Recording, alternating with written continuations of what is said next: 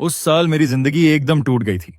मेरे पेरेंट्स मर गए और हमारी कंपनी ऑलमोस्ट बैंकरप्ट होने के किनारे खड़ी थी। और उसी वक्त जब मेरी सिस्टर सबसे मुश्किल दौर से गुजर रही थी, मैंने उससे अपने सारे रिश्ते तोड़ दिए। हाँ, मैंने खुद उससे दूर जाने का फैसला किया था। और फिर 5 साल बाद उसकी कंपनी स्टॉक मार्केट में लिस्ट हो गई। वो सक्सेसफुल हो गई और सब उसे एडमायर करने लगे। लोग उसे मैडम बो कहकर बुलाने लगे।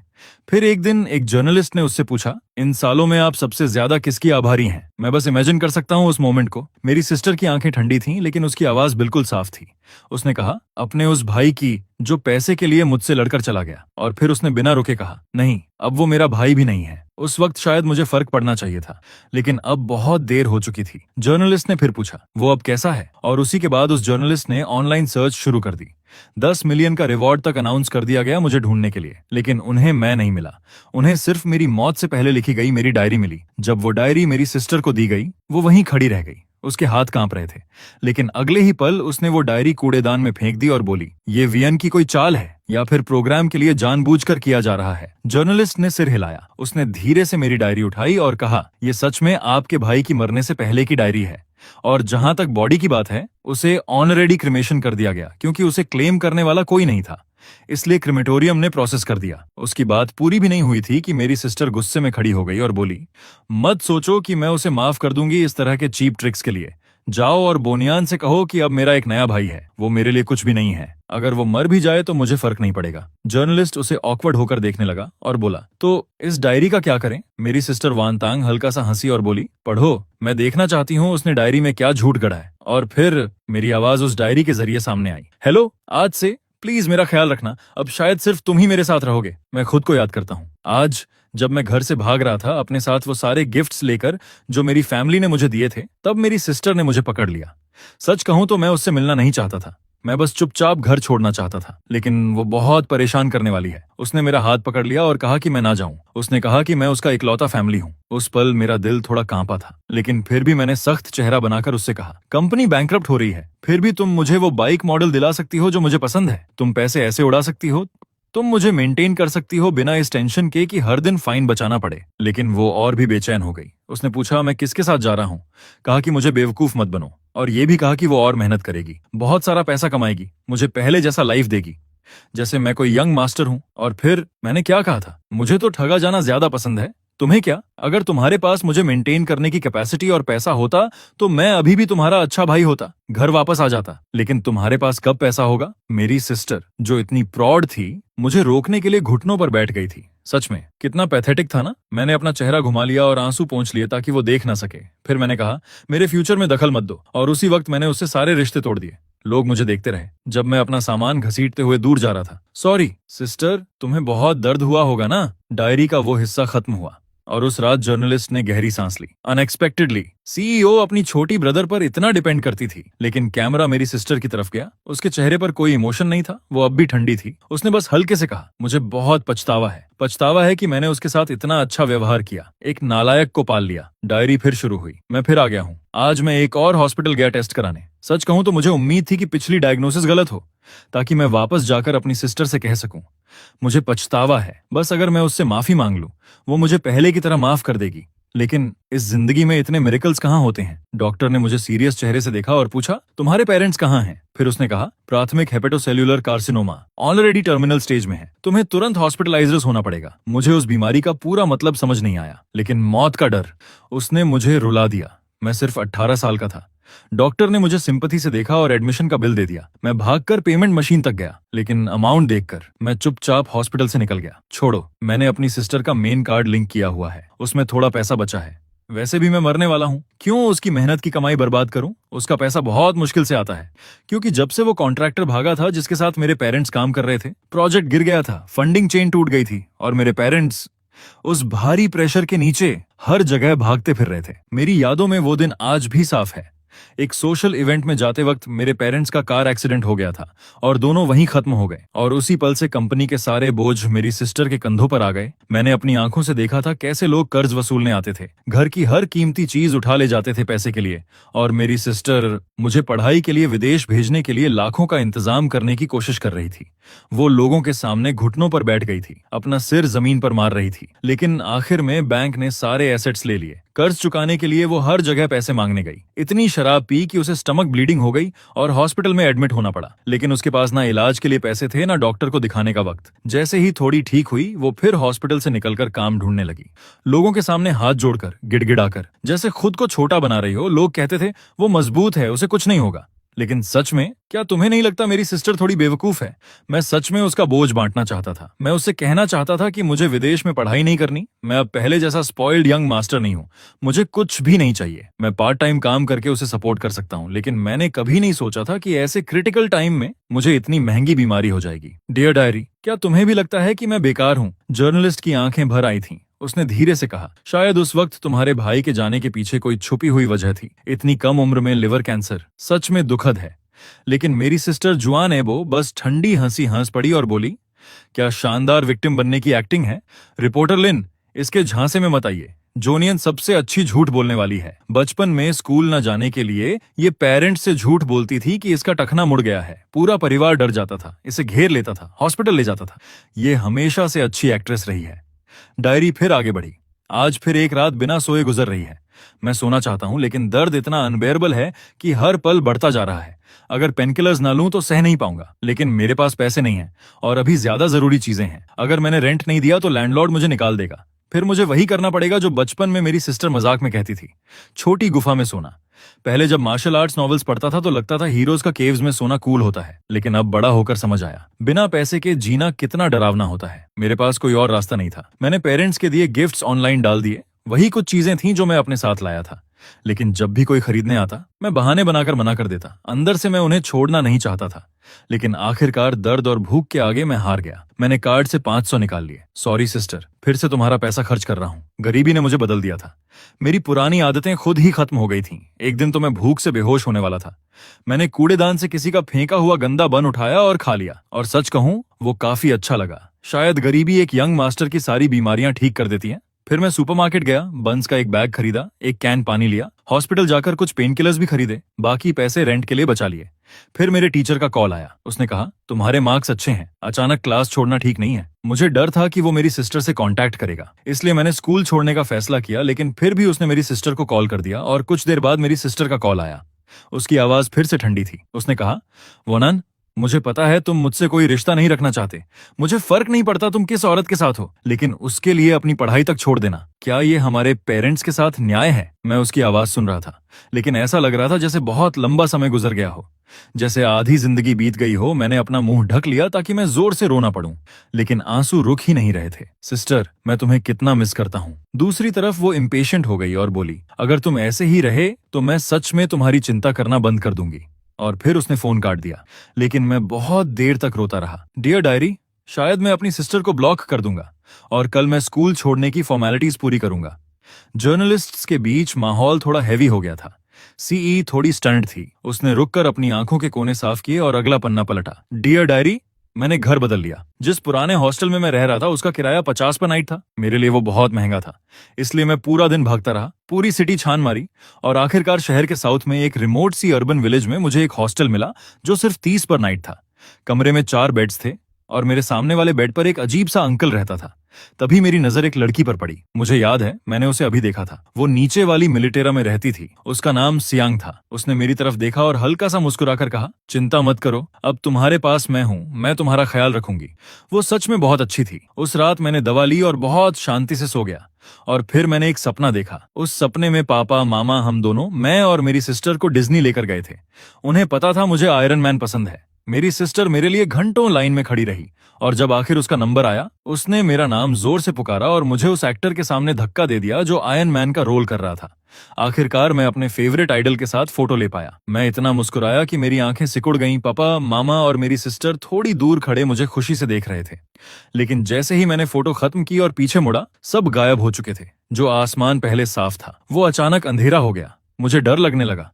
मैंने उन्हें हर जगह ढूंढा, लेकिन वो कहीं नहीं मिले। और फिर मैं डर के मारे उठ गया। मेरा पूरा शरीर ठंडे पसीने में भीगा हुआ था। सियांग मुझे चिंता से देख रही थी। उसने पूछा, तुम ठीक हो? मैंने सिर हिला दिया। फिर उसने पूछा, मैं यहाँ क्यों रह रहा हूँ? और मैंने उसे सब कुछ बता दिया। पता नहीं क्यों, लेकिन मुझे उस पर बहुत भरोसा हो गया था। सब सुनने के बाद उसने कुछ नहीं कहा, बस मुझे गले लगा लिया। उसका वो हग बहुत वार्म था। उसने बताया कि वो ऑर्फन है, छोटी उम्र से ही सोसाइटी में स्ट्रगल कर रही है, हर तरह के लोगों से मिली है और सेल्फ डिफेंस की कई स्किल्स सीखी हैं। फिर उसने कहा, तुम जैसे इंसान का मुझे ख्याल रखना ही होगा। उसने मुझे पैसे बचाने के कई तरीके सिखाए, जैसे सुपरमार्केट जाकर एक्सपायरी के करीब वाले फूड लेना। कुछ सुपरमार्केट्स थोड़ा कंपेंसेट करते हैं, कुछ नहीं, लेकिन एक्सपायर्ड फूड फ्री में दे देते हैं। फिर मार्केट जाकर जो सब्जियों की पत्तियां लोग फेंक देते हैं उन्हें उठाना, सड़ा हुआ हिस्सा हटाकर उबाल लेना, उससे भी पेट भर सकता है। सियांग मुझे पार्ट टाइम काम पर भी ले गई। उस दिन मैंने 60 युआन कमाए। जब मैंने वो पैसे हाथ में लिए, पहली बार लगा कि मैं बेकार नहीं हूं। मैंने सोचा, अगर मैं हर दिन इतना कमा पाऊं तो मरने के बाद भी अपनी सिस्टर के लिए थोड़ा पैसा छोड़ सकता हूं। ये सोचकर मैं खुद ही हंस पड़ा। सियांग मुझे ऐसे देख रही थी जैसे मैं पागल हूं। उसने कहा, सिर्फ 60 युआन कमा के इतना खुश हो रहे हो? उसने मेरे माथे पर हाथ रखकर कहा कि मैं बेवकूफ हूं और वहां रहते हुए मुझे हर दिन उस अजीब अंकल से भी बचकर रहना पड़ता था। साथ ही जल्दी हाथ मुंह धोकर बेड पर जाना पड़ता था, क्योंकि हॉस्टल में रात 10 बजे लाइट और पानी दोनों बंद हो जाते थे।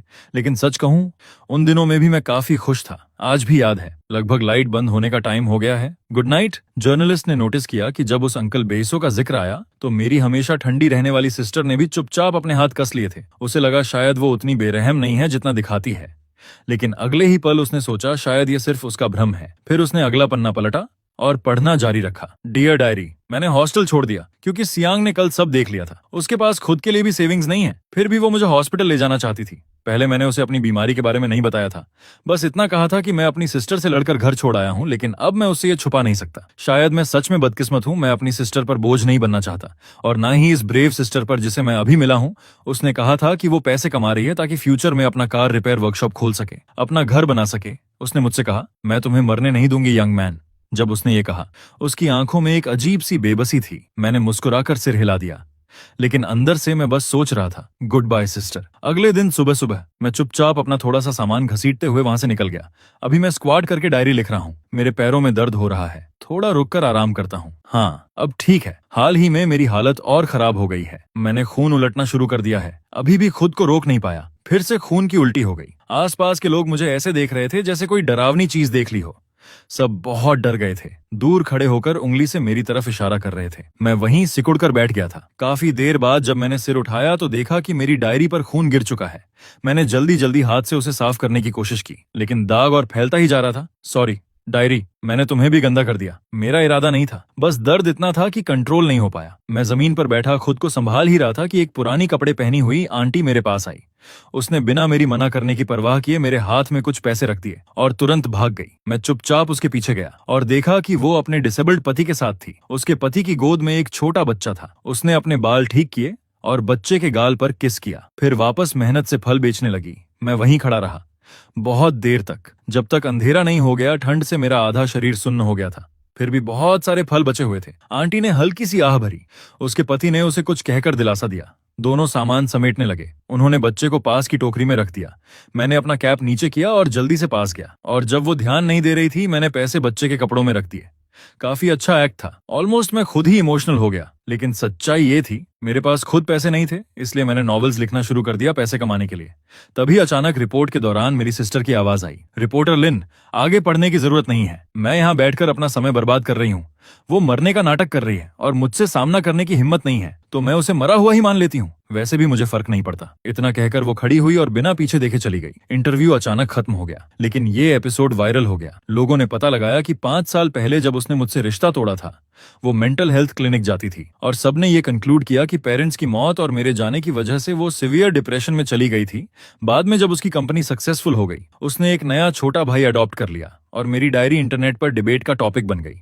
कुछ लोग मुझे क्रिटिसाइज कर रहे थे, कह रहे थे कि मैं अटेंशन के लिए अपनी मौत का ड्रामा कर रहा हूं, पैसे के लिए अपनी सिस्टर को छोड़ दिया और उसे अकेला छोड़ दिया बैंक्रप्सी से लड़ने के लिए, और अब जब वो सक्सेसफुल हो गई है तो सिंपैथी लेने के लिए ये डायरी लिख रहा हूं। कुछ लोग ये भी कह रहे थे कि अब उसकी लाइफ में नया भाई है।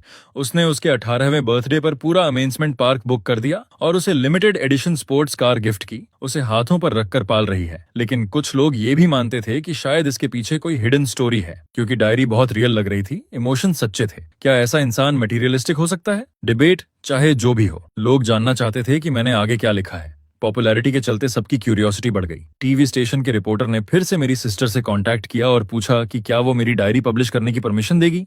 पता नहीं उसे सच में फर्क नहीं पड़ता था या वो बिलीव ही नहीं कर रही थी। लेकिन उसके असिस्टेंट ने कहा कि डायरी ऑलरेडी टीवी स्टेशन को दे दी गई है, पब्लिश करनी है या डिस्ट्रॉय करनी है, उसे कोई ऑब्जेक्शन नहीं है। और ये भी कहा कि उसका सिर्फ एक भाई है, वायु। कुछ लोग इससे खुश हो गए कि वो मुझे पूरी तरह इग्नोर कर रही है।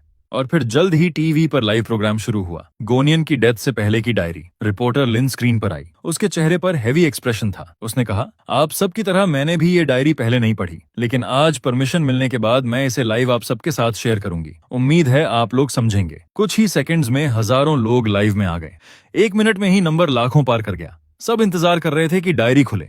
उधर बो फैमिली में असिस्टेंट लिनी अपनी बॉस को कॉम्प्लेक्स एक्सप्रेशन के साथ देख रहा था। काफी देर हिचकिचाने के बाद उसने कहा, जेफ को प्रोग्राम शुरू होने वाला है। लेकिन मेरी सिस्टर ने आंख तक नहीं उठाई और बस कहा, मैंने कहा ना, मुझे उसके बारे में कुछ नहीं जानना। और फिर रिपोर्टर लिन ने गहरी सांस ली और डायरी खोल दी। डियर डायरी, आज मुझे एक छोटा सा पप्पी मिला। मैं उसे अपने पास नहीं रखना चाहता था, लेकिन वो अपनी घायल टांग घसीटते हुए मेरे पीछे पीछे आता रहा, कराहता हुआ, और मुझे लगा शायद मैं उसका ख्याल नहीं रख पाऊंगा। मैंने पहले तो आगे बढ़ने का फैसला किया, लेकिन 2 कदम चलने के बाद ही रुक गया और फिर पीछे मुड़कर उसे देख लिया।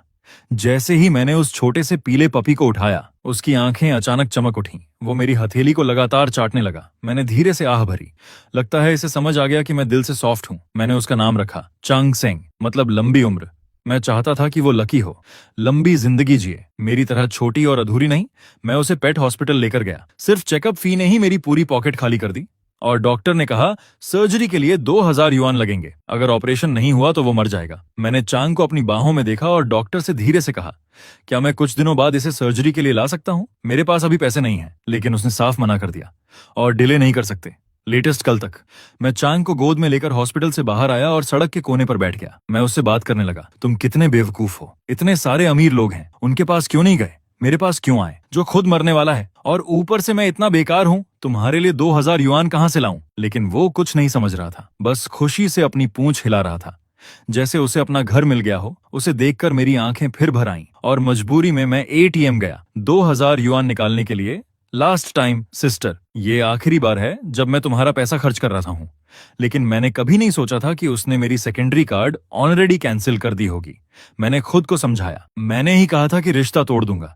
उसे मुझे पैसे देने की कोई जरूरत नहीं है। मैं उसे कांटेक्ट नहीं करना चाहता था, लेकिन मेरे पास कोई ऑप्शन नहीं था चांग सेंग के लिए। मैंने उसे ब्लैकलिस्ट से निकाला और कॉल किया। फोन काफी देर तक बजता रहा।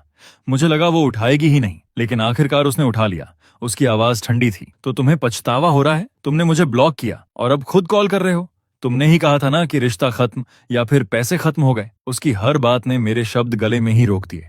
मैं कॉल काट देना चाहता था, लेकिन मेरी बाहों में चांग सेंग मुझे याद दिला रहा था। मैंने बस धीरे से कहा, मुझे 2000 चाहिए। कुछ पल खामोशी रही, फिर उसने कहा, इतने समय बाद कॉल किया और ये तक नहीं पूछा कि मैं ठीक हूं या नहीं, खा रही हूं या नहीं, सो रही हूं या नहीं, बस पैसे चाहिए, है ना? मैंने अपने होंठ जोर से काट लिए। खून का स्वाद मेरे गले में भर गया, लेकिन मैंने उसे निगल लिया। उसने फिर कहा, तुम्हें पैसे चाहिए, ठीक है, मैं सब दे दूंगी। क्या अब तुम खुश हो? मुझे तुमसे कोई उम्मीद नहीं रखनी चाहिए थी वॉन्नी। तुम्हारे पास दिल ही नहीं है। आज से हमारा भाई बहन का रिश्ता खत्म। और उसने फोन काट दिया। मैं खुद को रोक नहीं पाया। मैं जमीन पर बैठ गया, चांग सेंग को कसकर पकड़ लिया और खून की उल्टी करने लगा। बहुत सारा खून, लेकिन अंधेरी जमीन पर वो दिख भी नहीं रहा था। चांग सेंग डर गया था। वो लगातार सिसक रहा था और मेरे गाल चाट रहा था। मैंने उसे धीरे से सहलाया। दर्द हो रहा है, लेकिन अब मैं सुन्न हो गया हूँ। शायद दिल का दर्द ज्यादा है। जब मैंने उसे एक्स्ट्रा पैसे वापस भेजने की कोशिश की तो पता चला मेरी सिस्टर ने मुझे ब्लॉक कर दिया है। मैं चांग सेंग को पकड़कर बहुत रोया। अब मुझे समझ आ गया था, वो सच में मुझे नहीं चाहती। पहले मैं चाहता था कि वो मुझे भूल जाए, मुझसे रिश्ता तोड़ दे, लेकिन अब जब उसने सच में ऐसा कर दिया तो ये दर्द सांस लेने नहीं दे रहा था। उधर लोग इस कहानी को सुन रहे थे। कुछ कह रहे थे, ये तो बहुत क्रूअल है, चाहे फेक ही क्यों ना हो। कहानी बहुत इमोशनल है। कुछ की आंखें भर आई थीं। जल्दी आगे पढ़ो, चांग सेंग का क्या हुआ? कुछ लोग अब भी कह रहे थे कि मैं सिंपैथी के लिए एक्ट कर रहा हूँ, लेकिन अब उनकी आवाज भीड़ में खो गई थी, क्योंकि अब ज्यादातर लोग सिर्फ चांग सेंग की सेफ्टी को लेकर वरीड थे। प्रेशर के बीच रिपोर्टर ने खुद को संभाला और अगला पन्ना खोला। डियर डायरी, काफी समय बाद लिख रहा हूँ। एक अच्छी खबर है, चांग सेंग की सर्जरी हो गई है। अब वो हेल्थी है बस बहुत ज्यादा क्लिंगी हो गया है। मैं जहां भी जाता हूं वो मेरे पीछे आता है। सोते वक्त भी मेरे पैरों के पास ही सिमट कर सोता है। लेकिन एक बुरी खबर भी है, मेरी बीमारी और बढ़ गई है। पता नहीं मैं कितने दिन और जिंदा रहूंगा, शायद 1 महीने से भी कम। अब जब मैं फार्मेसी जाकर पेन किलर्स बल्क में खरीदता हूँ तो लोग मुझे शक की नजर से देखते हैं। उन्हें लगता है मैं कोई एडिक्ट हूँ। लकीली मेरे पास डायग्नोसिस रिपोर्ट है। थोड़ी देर रिक्वेस्ट करने के बाद वो मान जाते हैं। लेकिन अब दवाइयों का असर भी धीरे धीरे कम होता जा रहा है। सोने के लिए अब मेरे पास एक ही रास्ता बचा था, मुझे दवा ज्यादा लेनी पड़ती थी। कल जब मैं पैम्फलेट्स बांट रहा था, अचानक सड़क पर ही बेहोश हो गया। चांग सेंग बहुत डर गया था। वो लगातार मेरा चेहरा चाट रहा था, भौंक रहा था, और आखिरकार उसने किसी दयालु इंसान को बुला लिया जिसने मुझे हॉस्पिटल पहुंचाया। वहां फिर से मुझे पैसे देने पड़े। मैंने दर्द के साथ हिसाब लगाया। ना सिर्फ मुझे पार्ट टाइम का पैसा नहीं मिला, बल्कि ऊपर से काफी पैसे और चले गए। डॉक्टर ने साफ कहा, तुम्हें तुरंत हॉस्पिटल में एडमिट होना पड़ेगा और अपने फैमिली को इन्फॉर्म करना होगा। अगर तुम ऐसे ही रहे तो शायद जल्द ही। उसने बात पूरी नहीं की, लेकिन मैं समझ गया था वो क्या कहना चाहता है। मैंने कुछ टालने वाली बातें कहीं और हॉस्पिटल से भाग गया। मैं एडमिट नहीं होने वाला, वो बहुत महंगा है। हॉस्पिटल के बाहर ही मुझे चांग सेंग मिल गया। जैसे ही उसने मुझे देखा वो भागता हुआ मेरे पास आया। अब भी दर्द कम नहीं हो रहा था। मैं करवट बदलता रहता था लेकिन नींद नहीं आती थी। चांग सेंग मेरे दर्द को समझ रहा था। वो बेचैन था, कुछ कर नहीं सकता था, बस मुझसे चिपक कर मुझे बार बार चाट रहा था जैसे रो रहा हो। मैंने कमजोर हाथ से उसे सहलाया और कहा, सब ठीक है। लेकिन अगले ही पल मैं खुद को रोक नहीं पाया। मैं भागकर वॉशरूम गया और ऐसे उल्टी करने लगा जैसे अपने अंदर की हर चीज बाहर निकाल दूं। पता नहीं कितना समय बीत गया। मैं चक्कर आने तक उल्टी करता रहा। फिर चांग सेंग की हल्की हल्की चाट से मुझे थोड़ा होश आया। मैंने खुद को आईने में देखा। बाल झड़ चुके थे, चेहरा पीला पड़ गया था। जो गाल पहले गोल थे अब इतने पतले हो गए थे कि थोड़ी नुकीली लग रही थी। मेरी सिस्टर मजाक में कहती थी, ये बेबी फेस है, इसमें कोई डिस्ट्रक्टिव पावर नहीं है। लेकिन अब लग रहा था यही चेहरा हमेशा के लिए रुक जाएगा। हमेशा जवान रहना भी शायद अच्छा नहीं होता। मैं धीरे धीरे बड़ा होना चाहता था, अपनी सिस्टर के पास रहना चाहता था, उसे अपना फैमिली बनाते हुए देखना चाहता था, उसे सक्सेसफुल और खुश देखना चाहता था। मैंने अपना चेहरा धोया, खुद को थोड़ा संभाला। कम से कम एक फायदा तो है, मेरी सिस्टर मुझे अब ऐसे नहीं देख सकती, वरना वो डर जाती।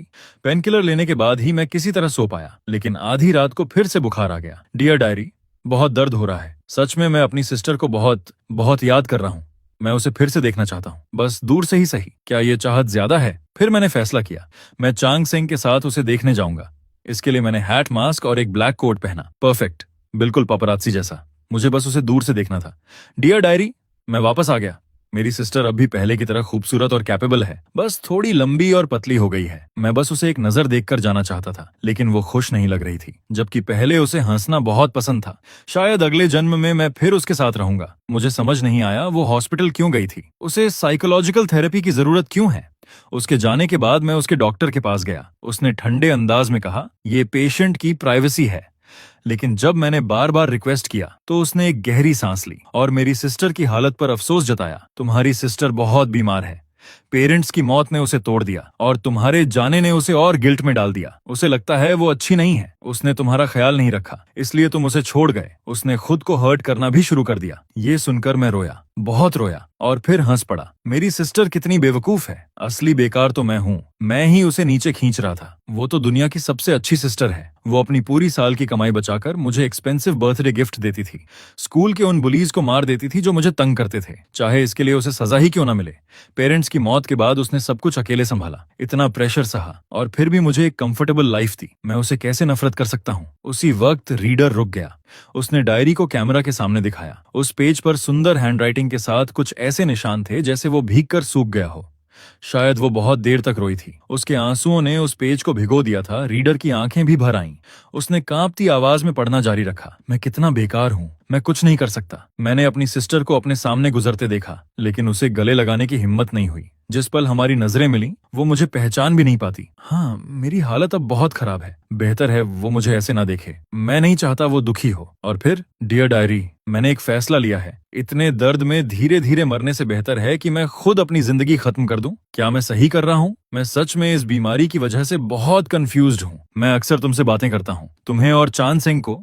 जैसे तुम दोनों मुझे जवाब देने वाले हो। मैंने स्लीपिंग पिल्स भी खरीद ली हैं। लेकिन फिर अचानक एक ख्याल आता है, चैन सेंग का क्या होगा? मैं उसे ऐसे ही छोड़ नहीं सकता। मैं चाहता हूँ उसे अपनी सिस्टर के पास छोड़ दूं, ताकि वो उसका ख्याल रख सके और उसे कंपनी मिले। सच कहूं तो ये आइडिया मुझे बहुत स्मार्ट लगा, लेकिन फिर अचानक याद आया, कल मेरा बर्थडे है, मैं एक दिन और रुकूंगा। मैं अपने बर्थडे वाले दिन मरना नहीं चाहता। पिछले साल जब मैं 17 साल का हुआ था, पापा और मामा ने मुझे limited edition e sports equipment gift किया था। जैसे ही मैंने उसे खोला, पापा ने मेरे कंधे पर हाथ रखा और हंसते हुए बोले, तू सबसे कूल लड़का है। और मेरी सिस्टर ने मुझे एक मैकेनिकल वॉच दिया था। उसका डायल चमक रहा था। वो काफी एक्सपेंसिव था, लेकिन अब वो सारे गिफ्ट्स ऑलरेडी गिरवी रखे जा चुके हैं। मेरे पास अब सिर्फ वही गिफ्ट्स बचे हैं जिन्हें मैंने पहले नहीं बताया। मैं उन्हें हमेशा अपने साथ रखता हूँ। जब मेरे पास खाने के पैसे नहीं होते, तब भी मैंने कभी उन्हें बेचने की हिम्मत नहीं की। जब मैं सोता हूँ, मैं उस ब्राउन टेडी बेयर को गले लगाता हूँ जो मेरी मॉम ने मुझे 8 साल की उम्र में दिया था। जैसे मैं पापा, मामा और अपनी सिस्टर को ही गले लगा रहा हूँ। उन्होंने ये भी कहा था कि मेरे 18वें बर्थडे पर वो एक ग्रैंड पार्टी देंगे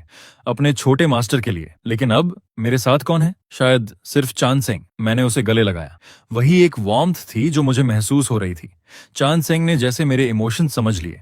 वो अपनी गीली जीभ से बार बार मेरी हथेली और गाल चाटने लगी, जैसे मुझे वार्म रखने की कोशिश कर रही हो। मुझे थोड़ी गुदगुदी हुई। मैं मुस्कुराया और उसे किस किया। फिर मैं उसे बेकरी लेकर गया। मैं अपने लिए एक छोटा केक खरीदना चाहता था। पहले अपने बर्थडेज पर मैं बस उसे देखता रहता था। उसकी कीमत सैकड़ों में होती थी। मैं लंबे समय तक वहीं खड़ा रहता था, बस उसे देखकर। फिर शॉपकीपर इरिटेट होकर कहती, खरीदना है या नहीं? नहीं तो जल्दी निकलो। फिर उसने मेरी बाहों में चांद सिंह को देखा और बोली, यहाँ पेट्स अलाउड नहीं है। अभी मैंने साफ देखा कि तुम एक स्टफ्ड टॉय पकड़े हुए थे। शायद इसलिए क्योंकि चांद सिंह बहुत गंदी थी। मेरे पास उसे पेट शॉप में नहलाने के पैसे नहीं थे। मैंने बार बार माफी मांगी और सबसे सस्ता चॉकलेट केक कप खरीदा, 20 युआन का। फिर मैं पार्क में एक बेंच पर जाकर बैठ गया। चांद सिंह को गले लगाकर वहां कैंडल्स नहीं थी, तो मैंने अपने मन में ही विश किया, आंखें बंद की और कहा, काश चांद सिंह हमेशा सेफ रहे। काश मेरी सिस्टर सक्सेसफुल हो, लंबी उम्र पाए, खुश रहे। मैंने आंखें खोली। केक उसे दे दिया। वो बहुत खुशी से खाने लगी, जैसे मेरा एडल्टहुड सेलिब्रेट कर रही हो। मुझे भी बहुत मन था खाने का, लेकिन कुछ ही बाइट्स के बाद मैं गिर पड़ा और सब कुछ उल्टी कर दिया। बाद में मैं चांद सिंह को पेट शॉप ले गया, उसे नहलाया। 200 युआन खर्च किए। शॉप ओनर ने कहा, इतना अच्छा पपी मैंने कभी नहीं देखा। जब मैंने उसे साफ और अच्छी खुशबू के साथ वापस लिया, तो मैंने गहरी सांस ली। जिंदगी जीना ये एक गिफ्ट है जो मुझे ऊपर से मिला, और अब मैं ये गिफ्ट अपनी सिस्टर को देना चाहता हूँ। मैं चाहता था वो चांद सिंह का अच्छे से ख्याल रखे और चांद सिंह मेरी जगह उसके साथ रहे। और वो 20,000 युआन जो मैंने समहाउ जमा किए थे, मैं उन्हें भी चुपचाप उसकी डोर के नीचे डाल दूंगा। अगर सब ठीक रहा तो ये मेरी आखिरी एंट्री होगी, क्योंकि कल मैं दूसरी दुनिया में पापा और मामा से मिलने जाऊंगा। डियर डायरी, मैं तुम्हें मिस करूंगा। चांग सिंह, मैं तुम्हें भी प्रोटेक्ट करूंगा। और सिस्टर, मैं हमेशा तुम्हारी रक्षा करूंगा। मुझे लगा यहीं सब खत्म हो गया, लेकिन रिपोर्टर लिन ने अनजाने में अगला पन्ना पलट दिया। वहां लिखा था, सॉरी चांग सिंह, मैं तुम्हारा ख्याल नहीं रख पाया। क्या मेरी सिस्टर ने सोचा कि तुम किसी के पालतू हो, या उसने तुम्हें अपनाया ही नहीं? मैं थोड़ी दूर छुपकर खड़ा था। सोच रहा था कि जब मेरी सिस्टर उसे ले जाएगी तब मैं चला जाऊंगा। लेकिन चांद सिंह अचानक लीश से छूटकर मेरी तरफ भागी। हाँ, अगर मैं खुद उसे दे देता तो शायद ठीक होता। मैं बार बार उससे कह रहा था, मत जाओ, मुझे छोड़कर मत जाओ। लेकिन उसने मुश्किल से सिर उठाया, हल्का सा सिसकी, मेरे चेहरे को चाटा और अपनी आंखें बंद कर लीं। मैंने उसे कसकर गले लगाया और धीरे धीरे गाने लगा, अच्छा पपी, दरवाजा खोलो। गाते हुए मेरे आंसू लगातार गिर रहे थे। मैंने चांद सिंह को पापा और मामा की कब्र के पास उस छोटी सी पहाड़ी पर दफना दिया। आज रात चांद पूरा नहीं है, लेकिन बहुत चमकीला है। मैं और इंतजार नहीं कर सकता। चंग सिंह, थोड़ा धीरे भागो, मैं भी आ रहा हूं तुम्हारे पास और पापा मामा के पास। Good bye sister. डायरी यहीं खत्म हो गई, और जैसे ही ये पढ़ना खत्म हुआ, लाइव स्ट्रीम में कमेंट्स की बारिश होने लगी। लोग कह रहे थे, चैंग सिंह भी मर गया और वीएन भी। ये कितना क्रूअल है। खुद मरना काफी नहीं था क्या? पप्पी को भी मार दिया। उस बेचारे पप्पी का क्या कसूर था? चैंग सिंह के लिए बहुत दुख हो रहा है। मुझे मार दो, लेकिन पप्पी को मत छुओ। लोग पूछ रहे थे, क्या ये बोनियन सच में मर गया था या ये सब प्रोग्राम का इफेक्ट है? तभी किसी ने जवाब दिया, पुलिस रिकॉर्ड्स और हमारी इन्वेस्टिगेशन के अनुसार वॉनन की मौत 5 साल पहले हो चुकी है। ये कोई शो नहीं है, ना ही फेक डेथ है। मर चुके इंसान के बारे में बुरा मत कहिए। अपने शब्दों का ध्यान रखें। जहां तक डायरी की बात है, हम इसे प्रिजर्व करेंगे, बाकी सवालों का जवाब नहीं देंगे। धन्यवाद। और इसके बाद लाइव स्ट्रीम बंद कर दी गई, लेकिन लोगों की क्यूरियोसिटी खत्म नहीं हुई। सबने सीईओ के सोशल मीडिया पर जाकर मैसेजेस करने शुरू कर दिए। कमेंट्स भरने लगे। टॉपिक ट्रेंड बन गया। सीईओ का भाई वोनान मर चुका है। गोनियन की डायरी सच है। तभी उस डायरी में मेंशन हुई दूसरी सिस्टर ने इंटरनेट पर पोस्ट किया, नियन नियन मर गया, मुझे माफ कर दो। वो बिना बताए चली गई थी। मैंने उसे बहुत ढूंढा, लेकिन नहीं मिला। अगर मैं उसे पहले हॉस्पिटल ले जाती तो शायद वो इतनी जल्दी नहीं जाता। पहले तो लोग डाउट कर रहे थे, लेकिन जब उसने उनकी साथ की फोटो पोस्ट की तो सब चुप हो गए। फोटो में जो लड़का मुस्कुरा रहा था वो बिल्कुल वही था जो डायरी में था, और जो पहले सामने आया था। अब सबको यकीन हो गया। इंटरनेट पर लोग टूट गए। सबने मान लिया कि डायरी सच थी। पूरी दुनिया गोनियन और चांग सेंग की मौत पर शोक मनाने लगी। हैशटैग्स वायरल हो गए। नियन नियन चांग सेंग, हम तुम्हें घर ले जाएंगे, क्या तुम दोनों वहां ठीक हो? ये सब इतना बढ़ गया कि आखिरकार प्रेसिडेंट बो के असिस्टेंट तक बात पहुंच गई। उसने काफी देर तक फोन देखा, हेसिटेशन हुआ, लेकिन आखिर बोल ही पड़ी। प्रेसिडेंट बो, 5 साल पहले आपने एक बेज कलर का पपी देखा था? प्रेसिडेंट बो ने उसे हैरानी से देखा, फिर धीरे से सिर हिलाया। उस दिन मैं काम से घर लौट रही थी। मैंने गेट के पास एक छोटा सा पपी देखा। हल्का रंग, गुलाबी नाक, बहुत साफ और प्यारा, लग रहा था किसी का पेट है। मुझे याद आया उसे भी छोटे एनिमल्स पसंद थे, तो मैं पास गई और उसे सहलाया। वो पपी बहुत अच्छा था, लगातार अपनी पूंछ हिला रहा था। मुझे लगा उसका ओनर वापस आएगा, इसलिए मैं घर चली गई। लेकिन थोड़ी देर बाद बाहर शोर सुनाई दिया। मैंने विंडो से देखा, एक लड़का सड़क के बीच उस पप्पी को पकड़कर रो रहा था, बुरी तरह रो रहा था। शायद वही उसका मालिक था। कहते हैं पपी अपने ओनर को ना देखकर घबरा गया और लीश तोड़कर भाग गया। असिस्टेंट ये सुनकर सन्न रह गई। तभी उसका फोन बजा। उसने नीचे देखा, जो फाइल उसे भेजी गई थी उसे खोलते ही उसका चेहरा बदल गया। प्रेसिडेंट बो, मुझे माफ कीजिए, इस दौरान मैंने आपकी जानकारी के बिना डायरी और आपके भाई के बारे में इन्वेस्टिगेशन की, और वो सच में मर चुका है। पुलिस ने उसकी मौत 5 साल पहले रजिस्टर की थी। एविडेंस रियल है, फेक नहीं हो सकता। उसने पॉइजन लेकर सुसाइड किया था, और वो डायरी भी असली है। ये कहकर असिस्टेंट ने उसकी तरफ देखने की हिम्मत भी नहीं की, बस धीरे से बोली, आप ये टैग्स भी देख लीजिए। लोग जानना चाहते हैं कि उसके साथ क्या हुआ। आज उसकी डायरी पूरी इंटरनेट पर फैल चुकी है, शायद आप भी जानना चाहेंगी। दरवाजे की तरफ बढ़ते हुए उसने आखिरी बात कही, आपके भाई ने सच में बहुत कुछ सहा है। और फिर वो बाहर निकल गई। डोर धीरे से बंद हुआ, एक हल्की सी क्लिक की आवाज आई, और जैसे दुनिया बाहर रह गई, अंदर सिर्फ प्रेसिडेंट बो और उसके हाथ में वो भारी डॉक्यूमेंट रह गया। हवा जैसे रुक गई थी। जो ठंडापन और बेपरवाही वो अब तक दिखा रही थी, वो पल भर में टूट गई, जैसे फूला हुआ गुब्बारा फट जाए। उसके पास हिम्मत नहीं थी उस डॉक्यूमेंट को तुरंत खोलने की। वो बस अपनी ठंडी उंगलियों से उसके खुरदरे किनारों को छू रही थी। उसके दिमाग में वो इंटरव्यू बार बार घूम रहा था, रिपोर्टर का डायरी निकालना, वो अजीब सा दर्द जो उसे उस वक्त महसूस हुआ था, वो छोटे छोटे डाउट्स जिन्हें उसने दबा दिया था, और वो गिल्ट। मैं चाहता था उसे कंपनी मिले, चांग का ख्याल रखने वाला कोई हो। उस वक्त उसे ये सब गोनियन का झूठ लगा था, लेकिन अब वो सब जहरीली सुइयों की तरह उसके दिल में चुभ रहा था। और आखिरकार कांपते हुए उसने डॉक्यूमेंट खोला। पहली पेज पर पुलिस डेथ सर्टिफिकेट की कॉपी थी। काले सफेद अक्षरों में ठंडी सच्चाई, name onion, gender male, date of death 5 साल पहले की उस पतझड़ की रात, उसकी आखिरी बात के सिर्फ 3 महीने बाद, सिर्फ 3 महीने। कॉज ऑफ डेथ, लोकेशन चंग्याओ नदी के पास एक छोटी सी झाड़ियों में, वहीं जहां डायरी में लिखा था, उसके पेरेंट्स की राख के पास। वहां एक कमजोर बूढ़ा सा दिखने वाला लड़का मिला था, वही मैं था। उसका शरीर, क्योंकि उसे क्लेम करने वाला कोई नहीं था, हॉस्पिटल ने रूल्स के अनुसार उसका क्रिमेशन कर दिया। उसकी राख को अस्थायी तौर पर रख लिया गया था आगे इको प्रोसेस के लिए। ये हर एक शब्द जैसे किसी कुंद चाकू की तरह उसके दिल को बार बार काट रहा था। किसी ने क्लेम नहीं किया। ये 4 शब्द जैसे एक जोरदार थप्पड़ बनकर उसके चेहरे पर पड़े। उस वक्त वो क्या कर रही थी? वो मेरी बिट्रेयल के गुस्से और दर्द में डूबी हुई थी। शायद किसी मेंटल क्लिनिक में ट्रीटमेंट ले रही थी, शायद किसी पार्टी में जबरदस्ती मुस्कुरा रही थी, शायद उसने एक बार भी ये सोचने की कोशिश नहीं की कि मैं कहीं जिंदा भी हूं या नहीं। फाइल के साथ कुछ फोटोज भी अटैच्ड थीं। क्वालिटी बहुत साफ नहीं थी, लेकिन उस वक्त की हालत समझने के लिए काफी थी। एक दुबला पतला, लगभग पहचान से बाहर हो चुका लड़का पेड़ के सहारे चुपचाप बैठा था। उसने वही ब्लैक कोट पहना हुआ था जो डायरी में मेंशन था। हैट ने उसके चेहरे का ज्यादातर हिस्सा ढक रखा था। उसके पैरों के पास खाली दवाइयों के पैकेट्स और स्लीपिंग पिल्स के ब्लिस्टर पड़े थे, और उसकी बाहों में बस एक पुराना गंदा सा ब्राउन टेडी बियर था। वॉन्टंग ने उसे तुरंत पहचान लिया। वो वही गिफ्ट था जो मॉम ने मुझे 8 साल की उम्र में दिया था, जिसे मैंने हमेशा अपने पास रखा। एक और फोटो थी जहां डायरी मिली थी, ठीक उसके पास, प्लास्टिक बैग में केयरफुली लपेटी हुई, जैसे उसे नमी से बचाने की कोशिश की गई हो। आखिरी पल तक मैं बस उसी डायरी को प्रोटेक्ट कर रहा था, जिस पर मैं भरोसा कर सकता था। वॉटंग की सांसें तेज हो गईं। उसकी नजर धुंधली पड़ने लगी। उसने जल्दी से अपना मुंह ढक लिया, लेकिन उसके सीने से उठती हुई वो टूटी हुई आवाज रुक नहीं पाई। आंसू जो वो सोचती थी कि वो पहले ही खत्म हो चुके हैं, इस पल फट पड़े, जैसे जलते हुए उसकी त्वचा को चीर रहे हों। वो बुदबुदाई, नियन नियन। उसकी आवाज उसकी अपनी भी नहीं लग रही थी। ये कोई एक्ट नहीं था, ना कोई कहानी। वो सच में बीमार था, सच में अकेला था, अपनी आखिरी सांसों में बीमारी और दुनिया की बेरुखी झेल रहा था। फिर भी हर वक्त मेरे बारे में सोच रहा था, अपनी बेवकूफ बड़ी बहन के बारे में। उसने जो कुछ कहा था वो सब जानबूझकर था, मुझे दूर करने के लिए। इसलिए नहीं कि वो मुझसे प्यार नहीं करता था, बल्कि इसलिए कि वो मुझसे बहुत ज्यादा प्यार करता था। इतना कि वो खुद सारे इल्जाम और दर्द उठाना चाहता था, बस मुझ पर बोझ न बने। और मैंने क्या किया, मैंने उसकी हर बात पर यकीन कर लिया। 5 साल तक उससे नफरत करती रही, यहाँ तक कि उसकी मौत की खबर पर भी मैंने कहा, मर भी जाए तो मुझे फर्क नहीं पड़ेगा। मैंने एक नया छोटा भाई अडॉप्ट कर लिया उसकी जगह भरने के लिए।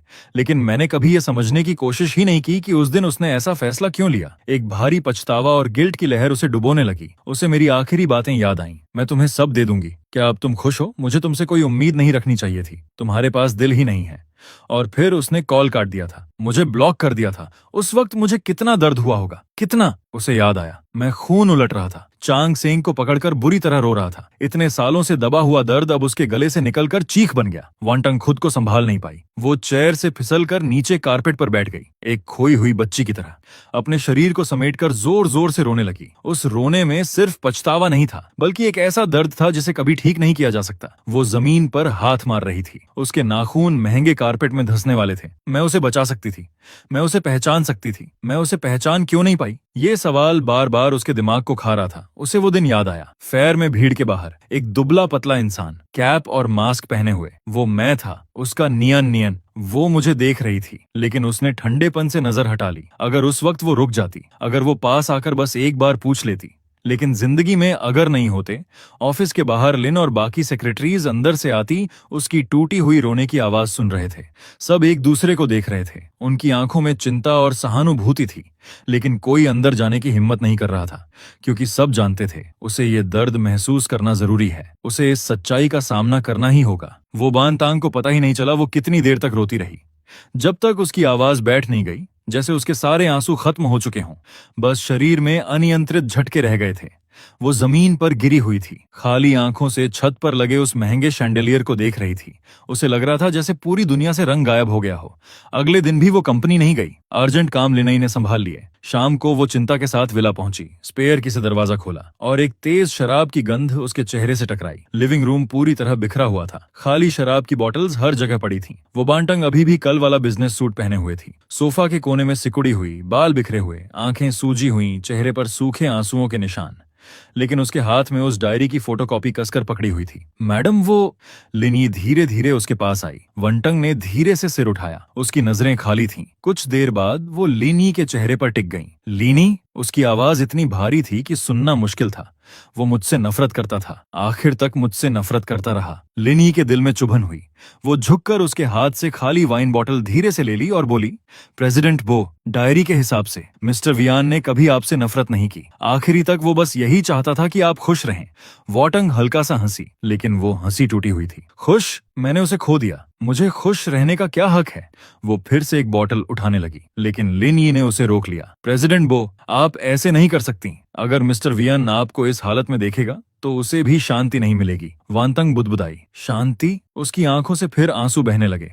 वो दर्द से कितना डरता था। जब वो अकेला गया होगा, उसे कितना डर लगा होगा। चांग भी उसके साथ नहीं था। आखिरी में वो बस उस टेडी बियर को पकड़े हुए था जो मॉम ने दिया था। वो आगे कुछ बोल नहीं पाई, बस चुपचाप रोती रही। लिनी ने बहुत मुश्किल से उसे उठाकर बेड तक पहुंचाया, उसे पानी पिलाया और तब तक बैठी रही जब तक वो सो नहीं गई। लेकिन सोते हुए भी उसके चेहरे पर शिकन थी। लिनी ने गहरी सांस ली। वो जानती थी वंतांग को टाइम चाहिए, लेकिन इस हालत में कंपनी और उसकी हेल्थ का क्या होगा? अगले कुछ दिनों में वंतांग बिल्कुल बदल गई। उसने ऑफिस जाना बंद कर दिया, कोई काम नहीं संभाल रही थी, पूरे दिन विला में बंद रहती, शराब के साथ खुद को सुन्न करने की कोशिश करती। लेकिन उस धुंधली चेतना में गिल्ट और भी गहरा हो जाता और मेरी यादें और साफ होने लगती। बचपन में मैं हर जगह उसके पीछे पीछे घूमता था, सिस्टर सिस्टर कहता था।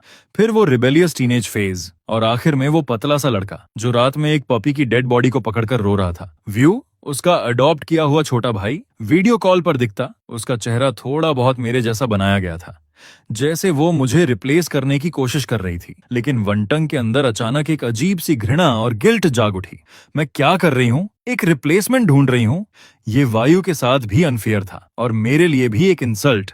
वो अचानक स्क्रीन के उस तरफ चिल्ला पड़ी, जिससे वायु डर गया। कुछ ही समय बाद उसने उसे एक अच्छे बोर्डिंग स्कूल में भेज दिया और एक बड़ा ट्रस्ट फंड देकर, ताकि वो पूरी जिंदगी बिना चिंता के जी सके। ईमेल में उसने सिर्फ एक लाइन लिखी, सॉरी मैं अच्छी सिस्टर नहीं हूँ, अपनी जिंदगी खुद जियो। उसने उस रिप्लेसमेंट से भी रिश्ता तोड़ दिया, जैसे इससे उसके दिल का बोझ थोड़ा कम हो जाएगा। लेकिन कंपनी की हालत गिरती चली गई। शेयर होल्डर्स कंप्लेन करने लगे, मीडिया खबरें चलाने लगा कि प्रेसिडेंट बो मेंटल ब्रेकडाउन से गुजर रही है। असिस्टेंट सब संभालने की कोशिश कर रही थी, लेकिन वानतांग को इस दर्द और गिल्ट से बाहर नहीं निकाल पा रही थी। और फिर एक रात सब कुछ बदल गया। वानतांग फिर से लिविंग रूम के कारपेट पर गिरी हुई थी, आधी नींद में आधी जागी हुई। उसे लगा जैसे उसने मुझे देखा। मैं उसके सामने खड़ा था, एक साफ व्हाइट शर्ट में, वैसे ही मुस्कुरा रहा था जैसे पहले मुस्कुराता था, गर्मजोशी से भरा हुआ। और मेरे पैरों के पास चांगसेंग अपनी पूंछ हिलाता हुआ खड़ा था। सिस्टर, मैंने धीरे से कहा, खुद को मत सताओ। वानतंग ने कांपते हुए हाथ बढ़ाया, लेकिन उसे कुछ महसूस नहीं हुआ। आंसू तुरंत उसकी आंखों में भर गए। सॉरी सॉरी, उसकी आवाज टूट रही थी। और तभी मेरी आवाज आई, तुम गलत हो, मैंने कभी तुम्हें दोष नहीं दिया। उस हेलुसिनेशन की मुस्कान अब भी उतनी ही गर्म थी जैसे पहले हुआ करती थी। मुझे बहुत खुशी है और मुझे तुम पर गर्व है कि तुम अब इतनी स्ट्रांग और अमेजिंग हो गई हो। सिस्टर, प्लीज मेरी तरफ से भी जीना, अच्छे से जीना, खुश रहना, ठीक है? यही मेरी सबसे बड़ी विश है। वानतंग खुद को रोक नहीं पाई। नियान, नियान, उसकी आवाज टूट गई। मैं वादा करती हूँ सिस्टर, मैं वादा करती हूँ। तभी वो फिगर धीरे धीरे धुंधली होने लगी। उसकी आवाज भी दूर जाती जा रही थी। मैं वादा करती हूँ। वानतंग घबराकर चिल्लाई और झटके से उठ बैठी।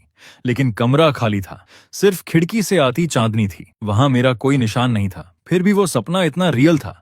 मेरी आवाज अब भी उसके कानों में गूंज रही थी। एक भारी उदासी फिर से उसे घेरने लगी, लेकिन इस बार उस उदासी के बीच कहीं एक हल्की सी लेकिन मजबूत सी ताकत भी थी। हाँ, नियन नियन। आखिर तक वो यही चाहता था कि मैं खुश रहूं। अगर वो मुझे ऐसे टूटते हुए देखेगा तो उसे कितना दुख होगा। वो अब और मुझे निराश नहीं कर सकती, ना ही मेरे सैक्रिफाइस को बेकार जाने दे सकती है। अगली सुबह जब लिन यी विला पहुंची तो वो चौंक गई। वानतंग पहले ही उठ चुकी थी, नहा चुकी थी, साफ कपड़े पहन चुकी थी। उसका चेहरा अब भी पीला और कमजोर था, लेकिन उसकी आंखों में अब वो बेबसी नहीं थी। वहां एक अजीब सी क्लैरिटी और कठोर डिटर्मिनेशन थी। उसकी आवाज अब भी भारी थी, लेकिन शांत। लिन, बेस्ट प्राइवेट डॉक्टर से कांटेक्ट करो, मुझे फुल बॉडी चेकअप कराना है, और बोर्ड ऑफ डायरेक्टर्स को इन्फॉर्म करो। आज आफ्टरनून वीडियो कॉन्फ्रेंस होगी। लिन ये हैरान रह गई। प्रेसिडेंट बो, आप? वानतंग ने उसे रोक दिया। खिड़की से आती धूप को देखते हुए बोली, मैं ठीक हूँ, या यूं कहो मुझे ठीक होना ही होगा, नियन नियन के लिए। और फिर उसने खुद को दोबारा खड़ा करना शुरू किया, एक अजीब सी स्टबर्न स्ट्रेंथ के साथ। उसने ट्रीटमेंट लेना शुरू किया, शराब छोड़ दी, खुद को जबरदस्ती खाना और सोना सिखाया, अपनी लाइफ को फिर से नॉर्मल रूटीन में ढाला। वो वापस कंपनी गई, पहले से भी ज्यादा स्ट्रिक्ट और एफिशिएंट होकर काम संभालने लगी। उसने गिरती हुई हालत को जल्दी स्टेबलाइज कर दिया। लेकिन जो लोग उसे पहले से जानते थे, उन्हें महसूस हुआ कि वो वार्मथ जो कभी उसके अंदर थी, अब गायब हो चुकी है। अब वो एक मशीन जैसी हो गई थी, कोल्ड, प्रिसिज, अनस्टॉपेबल, जैसे वो अपने अंदर के खालीपन को सिर्फ काम से भरने की कोशिश कर रही हो। लेकिन काम के बाहर उसने एक और चीज शुरू की, एक साइलेंट सर्च। वो मेरी जिंदगी के हर निशान को ढूंढना चाहती थी, उन आखिरी महीनों के हर पल को समझना चाहती थी। जब वो मेरे साथ नहीं थी, सबसे पहले उसने सियांग को ढूंढा, वही लड़की जिसने ऑनलाइन पोस्ट किया था। एक शांत कैफे में दोनों मिले। सियांग ने उसे एक कॉम्प्लेक्स नजर से देखा, उसमें सिंपैथी भी थी, ब्लेम भी, और एक थकी हुई सी रेजिग्नेशन भी। प्रेसिडेंट, आप आखिरकार आ ही गईं। उसने हल्की आह भरी। मैंने आपको ढूंढने की कोशिश की थी, लेकिन आपके असिस्टेंट ने मुझे रोक दिया। मुझे लगा आपको सच में नियन नियन की परवाह नहीं है। वानतंग की आवाज भारी थी, लेकिन उसमें हल्का सा कंपन था। मुझे परवाह है, मैं बस अंधी थी, बेवकूफ थी। प्लीज मुझे सब बताइए, नियन नियन के बारे में सब कुछ। सियांग ने उसके चेहरे को देखा। बाहर से वो स्ट्रांग लग रही थी, लेकिन उसकी आंखों में गहरा दर्द छिपा था। उसका दिल पिघल गया और उसने बताना शुरू किया, उस गंदे टूटे फूटे हॉस्टल से लेकर मेरे अंदर की उस जिद्दी साफ दिल वाली नेचर तक, कैसे मैं खून खांस रहा था, फिर भी हॉस्पिटल जाने से मना करता था। कैसे आखिरकार मैंने उसे बताया कि मैं टर्मिनली इल हूं, और कैसे उसने अपनी सारी सेविंग्स निकालकर मुझे डॉक्टर के पास ले जाने की कोशिश की। सियांग की आंखें लाल हो गईं। वो बहुत कंसिडरेट थी, इतनी कि दर्द होता था। वो हमेशा कहती थी कि वो मेरे लिए बोझ नहीं बन सकती, कहती थी कि मेरे लिए पैसे कमाना आसान नहीं है, मुझे अपने वर्कशॉप के लिए बचाना चाहिए। जब वो गई तो बस कुछ कपड़े और वो पुराना टेडी बेयर लेकर गई। मैंने उसे बहुत ढूंढा, हर जगह, हॉस्पिटल, पार्क, पुल के नीचे, लेकिन ये शहर बहुत बड़ा है, मैं उसे नहीं ढूंढ पाई। अगर उस दिन मैं थोड़ी और सतर्क होती, अगर मैं उसे जबरदस्ती हॉस्पिटल ले जाती। वानतंग चुपचाप सुनती रही। उसके नाखून उसकी हथेली में गहराई तक धंस चुके थे। लेकिन उसने दर्द को महसूस करना बंद कर दिया था। मुझे अब समझ आ रहा था, जब वो मुझसे नफरत कर रही थी उसी वक्त एक अजनबी सियांग मुझे थोड़ी सी गर्माहट और प्रोटेक्शन दे रही थी, मुझे ढूंढने की कोशिश भी कर रही थी, और वो मेरी अपनी बड़ी बहन वंतंग बस मुझसे दूर होती जा रही थी। वंतंग ने गहरी सांस ली और गंभीर आवाज में कहा, थैंक यू सियांग, उस समय उसकी मदद करने के लिए। क्या मैं तुम्हारे लिए कुछ कर सकती हूँ? जो भी चाहिए बेझिझक बताओ। सियांग ने सिर हिला दिया। मुझे कुछ नहीं चाहिए। मैंने ये सब इसलिए पोस्ट किया ताकि लोग सच जाने। नियन नियन एक अच्छी लड़की थी, उसे गलत समझा नहीं जाना चाहिए। अगर आप सच में उसके लिए कुछ करना चाहती हैं तो अच्छे से जिएं, उसकी मौत को बेकार मत जाने दीजिए। ये शब्द बिल्कुल वही थे जो मैंने अपने सपने में उससे कहे थे, और ये सीधे वंटंग के दिल पर लगे। कैफे से बाहर निकलकर वंटंग उन क्लूज के पीछे गई जो सियांग ने दिए थे। वो स्लम एरिया में पहुंची, लेकिन अब वहां कुछ भी वैसा नहीं था। सब डिमोलिश हो चुका था, नए मॉल्स बन चुके थे। वो उस भीड़ भाड़ वाले इंटरसेक्शन पर खड़ी रही और इमेजिन करने लगी कि मैं यहाँ कैसे जिंदा रहा, कैसे उस लापरवाही भरी जिंदगी से बचता रहा, कैसे कुछ पैसों के लिए खुश हो जाता था। उसके सीने में दर्द उठा। फिर वो उन जगहों पर गई जो डायरी में लिखी थीं, सुपरमार्केट, वेजिटेबल मार्केट, यहाँ तक कि वो वेटेरिनरी क्लिनिक भी पहुंची। वहां का मैनेजर अब भी वही था। वंटंग ने अपनी फोन से मेरी 17 साल की एक फोटो दिखाई जिसमें मैं बेफिक्र हंस रहा था। मैनेजर ने काफी देर तक देखा, फिर सिर हिला दिया। हर दिन इतने पेट्स आते हैं, याद नहीं? वंटंग ने हार नहीं मानी। उसने चांगसेंग का डिस्क्रिप्शन दिया, छोटा मिक्स्ड ब्रीड डॉग, एक टांग में लंगड़ापन। मैनेजर ने काफी देर सोचा, थोड़ा वगैरह याद है लेकिन डिटेल्स नहीं। वंटंग रुकी नहीं, उसने अपने कॉन्टैक्ट्स इस्तेमाल किए और उस पुलिस ऑफिसर को ढूंढ निकाला जिसने मेरे केस की इन्वेस्टिगेशन की थी। वो बूढ़ा ऑफिसर रिटायरमेंट के करीब था, लेकिन उसे वो केस साफ साफ याद था। वो वांतंग को उस छोटे जंगल में ले गया, चेंग्याओ नदी के पास, जहां मेरी बॉडी मिली थी। उसने एक बड़े पेड़ की तरफ इशारा किया और आह भरी। वो लड़का यहीं था, बहुत शांत, जैसे सो रहा हो। हमने काफी जांच की, कोई होमाइसिड का एविडेंस नहीं मिला। डायरी भी पढ़ी, साफ था सुसाइड था। उसके पास ज्यादा कुछ नहीं था, बस वो टेडी बेयर, डायरी और थोड़े पैसे। प्रोसीजर के हिसाब से हमने न्यूज़पेपर में नोटिस भी दिया रिलेटिव्स को ढूंढने के लिए, लेकिन कोई नहीं आया। वो रुक गया, आगे कुछ नहीं बोला। वंतांग उस पेड़ के नीचे खड़ी थी। शुरुआती गर्मियों की हवा पत्तों से टकराकर सरसराहट कर रही थी। धूप पत्तों के बीच से छनकर जमीन पर गिर रही थी। सब कुछ शांत था, बस पानी के बहने की आवाज। मैंने यहाँ अपनी जिंदगी खत्म की क्योंकि ये जगह पापा और मामा के करीब थी। वाटंग सोच रही थी, आखिरी पल में मैं क्या सोच रहा था। शायद वो दिन जब हम पिकनिक पर जाते थे। वो झुक गई, पेड़ की खुरदुरी छाल को छूते हुए, जैसे मेरी आखिरी गर्माहट महसूस करने की कोशिश कर रही हो। आंसू चुपचाप गिर रहे थे, मिट्टी में मिलते हुए। नियान नियान, मैं आ गई हूँ, सॉरी, मुझे देर हो गई। उसकी आवाज हवा में टूट गई। फिर वो उस जगह गई जहां हमारे पेरेंट्स की कब्र थी, और वहीं पास में उसे वो छोटी सी मिट्टी की ढेरी मिली। डायरी में जिसका जिक्र था, यहीं चांगसेंग दफन है। उस ढलान पर घास उगी हुई थी, छोटी छोटी जंगली फूल खिले थे। उसने ध्यान से आसपास की घास साफ की और फिर चांगसेंग की उस छोटी कब्र के पास उसने खुद एक छोटी सी सुंदर अर्न दफन की। उसके अंदर उस डायरी की राख थी जिसे उसने स्पेशल तरीके से बिना पोल्यूशन के जलवाया था। उसने उस छोटी मिट्टी की ढेरी को सहलाया और धीरे से कहा, चांग, थैंक यू उन आखिरी दिनों में उसके साथ रहने के लिए। अब यहीं रहो, नियन के साथ, पापा और मामा के साथ। इसके बाद वंतांग अपने पेरेंट्स की कब्र के सामने खड़ी हुई, उनकी तस्वीरों को देखते हुए 3 बार गहराई से झुकी। उसकी आवाज शांत थी लेकिन मजबूत। पापा, मामा, मुझे माफ कर दो, मैं अपने भाई का ख्याल नहीं रख पाई, लेकिन मैं वादा करती हूँ अब से मैं अच्छे से जीऊंगी। नियन की तरफ से भी उसकी जिंदगी को बेकार नहीं जाने दूंगी। मैं कुछ ऐसा करूंगी जिससे उसकी मौत का मतलब बने। शहर वापस आकर वांटंग ने एक बड़ा फैसला लिया। उसने प्रेस कॉन्फ्रेंस बुलाई और अनाउंस किया कि वो अपनी पर्सनल वेल्थ का बड़ा हिस्सा डोनेट करेगी एक नई फाउंडेशन के लिए, नियन चांगसेंग फाउंडेशन। ये फाउंडेशन 2 कामों पर फोकस करेगी। पहला, गरीब कैंसर पेशेंट्स, खासकर टीनेजर्स को मेडिकल एक्सपेंसेस और साइकोलॉजिकल सपोर्ट देना, और दूसरा, स्ट्रे एनिमल्स को रेस्क्यू करना, उनके लिए प्रॉपर शेल्टर्स और अडॉप्शन सिस्टम बनाना। उस प्रेस कॉन्फ्रेंस में वंतंग ने पहली बार पब्लिक में मेरा नाम लिया। ज्यादा डिटेल्स में नहीं गई, बस इतना कहा, मेरा भाई वॉनन अपनी जिंदगी में अजनबियों की दया भी देखी और जिंदगी की कठिनाइयां भी झेली। ये फाउंडेशन उसी की याद में है और उन लोगों की मदद के लिए है जो उसी तरह दर्द और संघर्ष से गुजर रहे हैं। मैं चाहती हूँ कि हर जिंदगी को दया मिले और हर काइंडनेस लंबे समय तक जिंदा रहे। उसके इस कदम ने बिजनेस वर्ल्ड को हिला दिया और आम लोगों के दिल छू लिए। जो लोग पहले उसे क्रिटिसाइज कर रहे थे, उसका मजाक उड़ा रहे थे, अब धीरे धीरे उनकी जगह रिस्पेक्ट और अंडरस्टैंडिंग ने ले ली। लोगों को समझ आया उस बोल्ड सीईओ के पीछे एक गहरा दर्द और रिडेम्पशन छुपा है। फाउंडेशन का काम जल्दी शुरू हो गया। वांटंग खुद उसमें एक्टिवली इन्वॉल्व्ड रहने लगी। प्रोजेक्ट्स रिव्यू करना, हॉस्पिटल्स में बच्चों से मिलना, रेस्क्यू सेंटर्स जाना, उन छोटे एनिमल्स को देखना जो अडॉप्शन का इंतजार कर रहे थे। इस दौरान कभी कभी उसके चेहरे पर जेन्युइन सॉफ्टनेस दिख जाती। भले ही उसकी आंखों की उदासी पूरी तरह कभी खत्म नहीं हुई, लेकिन अब वो उस दर्द के साथ जीना सीख रही थी।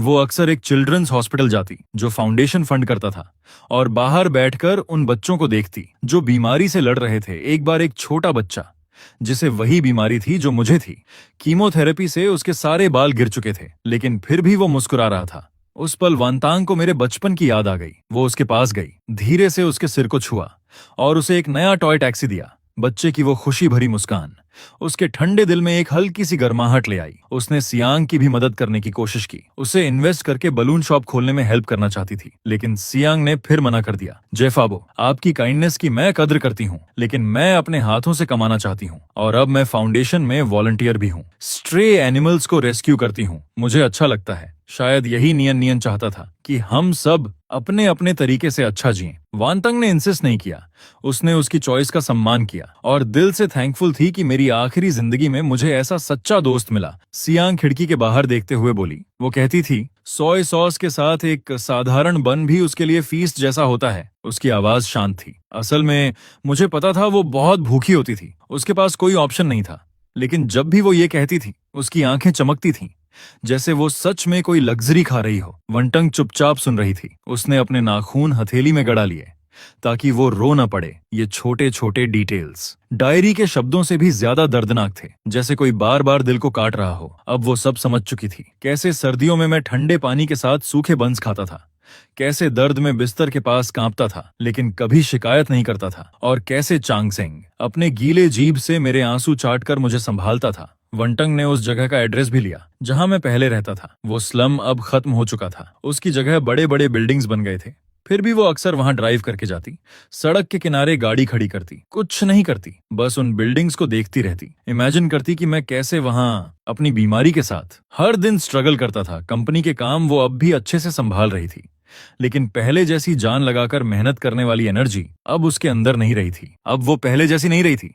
बाहर के लोग कहते थे कि भाई की घटना के बाद वेंटांग बदल गई है, उसने सब पावर डिस्ट्रीब्यूट कर दिया, अब हर चीज खुद कंट्रोल करने की कोशिश नहीं करती जैसे पहले करती थी। लोग कहते थे बॉस अब समझदार हो गई है, अब वो पूरी तरह चैरिटी में लगी है, लेकिन सिर्फ उसकी असिस्टेंट लिनी जानती थी कि वांतांग के दिल में अब भी सुकून नहीं है। उसके स्टडी रूम में उस डायरी की फोटोकॉपी रखी थी जिसके किनारे घिस चुके थे, और उसके पास ही एक ढेर था liver cancer treatments, palliative care, psychological intervention के डॉक्यूमेंट्स का, जैसे वो कोई लंबी रिसर्च कर रही हो। सब्जेक्ट था उसका अपना भाई और पर्पस। शायद अपने दिमाग में उस पास्ट को बार बार बदलने की कोशिश, जिसे बदला नहीं जा सकता। समय तेजी से गुजर गया, और देखते ही देखते 3 साल बीत गए उस लाइव ब्रॉडकास्ट को जिसने पूरे देश को हिला दिया था। नियन चांगसेंग फाउंडेशन ने हजारों फैमिलीज की मदद की।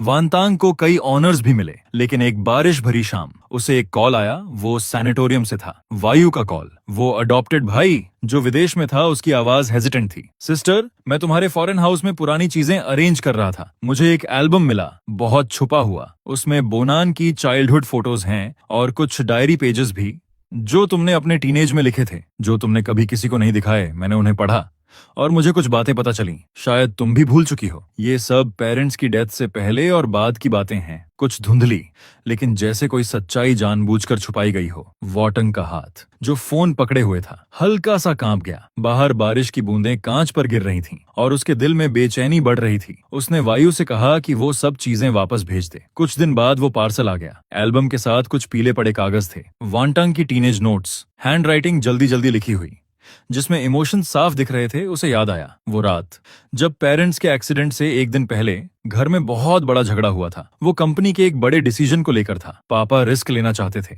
मामा भी उन्हें सपोर्ट कर रही थी, लेकिन उस समय की वंटंग ने जोरदार विरोध किया था। उसने गुस्से में कहा था, अगर आप ऐसा करेंगे तो हम सब बर्बाद हो जाएंगे। उस डायरी में उसने पेरेंट्स की जिद के लिए रिसेंटमेंट लिखा था और फ्यूचर के लिए डर भी। और आखिरी लाइन थी, अगर कभी ये फैमिली टूट गई तो इसकी वजह वही होंगे। ये शब्द जो समय के साथ दब गए थे, अचानक एक जंग लगी चाबी की तरह उसकी यादों का बंद दरवाजा खोल गए। वंटंग कुर्सी पर गिर गई, उसका शरीर ठंडे पसीने में भीग गया, और तब उसे सब याद आ गया। जिस दिन पेरेंट्स का एक्सीडेंट हुआ था वो उसी झगड़े की वजह से हुआ था, और वो उन्हें विदा करने भी नहीं गई थी इतने सालों तक। उसके अंदर का दुख और गिल्ट इतना भारी था कि उसने इस याद को खुद से छुपा लिया था।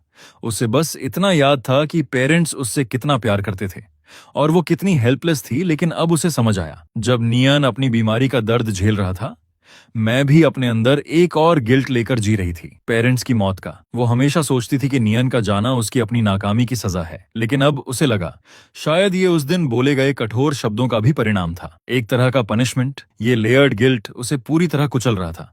वो 2 दिन तक खुद को स्टडी में बंद करके बैठी रही, और जब बाहर आई तो उसने लिनी से कहा, मैं नियन और चांद सेंग और पापा मामा की कब्र पर जाऊंगी, सेमेट्री में, जहां अब मेरी और चांग सेंग की कब्र पेरेंट्स के पास ही थी, जो वांतंग ने बाद में अरेंज किया था। फोटो में मैं अब भी मुस्कुरा रहा था और चांग सेंग मेरे पैरों के पास बैठा था। वांतंग एक ब्लैक कोट में हल्की बारिश में बिना छतरी के खड़ी थी। काफी देर तक वो उस फोटो को देखती रही, फिर धीरे धीरे घुटनों पर बैठ गई। वो रो नहीं रही थी, बस अपने हाथों से फोटो पर जमी पानी की बूंदें साफ कर रही थी। नियन, लगता है अब तुम्हारी सिस्टर कुछ समझने लगी है। मैं हमेशा सोचती थी कि मैं काफी नहीं थी, इसलिए मैंने तुम्हें खो दिया। अब जब मैं पीछे मुड़कर सोचती हूँ तो लगता है शायद बहुत पहले से ही हमारी फैमिली का फेट एक मुश्किल रास्ते की तरफ धकेला जा चुका था। पापा को रिस्क लेना ही था, मामा ने उनका साथ दिया, और मैं उस वक्त बहुत जिद्दी थी। और फिर तुम्हारी वो बदकिस्मत बीमारी, ये सब चीजें मिलकर ही शायद आगे जो हुआ उसका कारण बनी। तुम्हारी सिस्टर गलत थी, उस समय कम उम्र में बेवकूफी भरी बातें कह दी, बाद के सालों में भी गलत रही, बस खुद को प्रूव करने में लगी रही और ये समझ ही नहीं पाई कि तुम सब फेक कर रहे थे। और जब सच्चाई पता चली तब भी सिर्फ खुद को सजा देना ही सीखा, लगभग तुम्हारी आखिरी इच्छा भी भूल गई। उसने धीरे से कहा, तुम चाहते थे कि मैं हमेशा खुश रहूं। पहले मुझे लगता था ये नामुमकिन है, तुम्हारे बिना मैं खुश कैसे रह सकती हूँ। वो कुछ पल के लिए रुक गई। बारिश उसके बालों से होकर बह रही थी, आंसुओं के साथ मिलकर, लेकिन इस बार उसने खुद को रोका नहीं। लेकिन अब मैं कोशिश करूंगी, सच में कोशिश करूंगी। उसकी आवाज धीमी थी लेकिन मजबूत।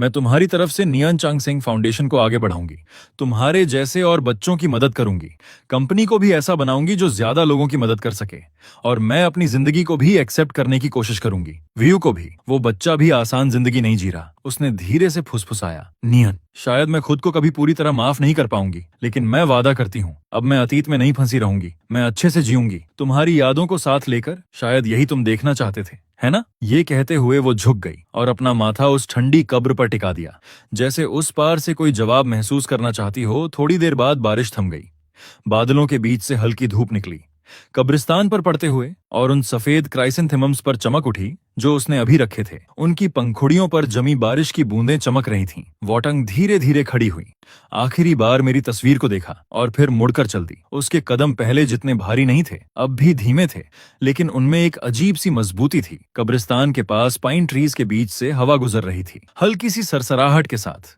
जैसे कोई लंबी सांस छोड़ रहा हो, या फिर राहत की एक धीमी फुसफुसाहट। शायद यहीं ये कहानी अपने अंत तक पहुंचती है, माफी, पछतावा और रिडेम्पशन की कहानी, और उन घावों के साथ आगे बढ़ने की। वांतंग की जिंदगी आखिरकार उस सबसे दर्दनाक चैप्टर को पार कर चुकी थी, और अब एक नया चैप्टर शुरू हो रहा था, जिसमें अब भी गहरा दर्द था, लेकिन उसके साथ साथ एक हल्की सी शांति भी धीरे धीरे जगह बना रही थी।